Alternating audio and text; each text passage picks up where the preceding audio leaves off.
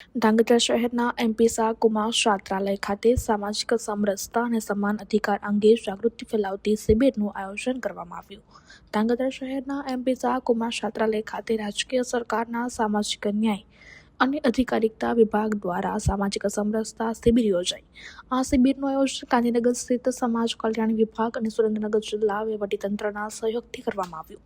શિબિરનો મુખ્ય હેતુ અનુસૂચિત જાતિના વિદ્યાર્થીઓના શિક્ષણનું મહત્વ વધારવા તેમજ કેન્દ્ર અને રાજ્ય સરકારની વિવિધ કલ્યાણકારી યોજનાઓ અંગે વિગતવાર માહિતી પહોંચાડવાનો હતો.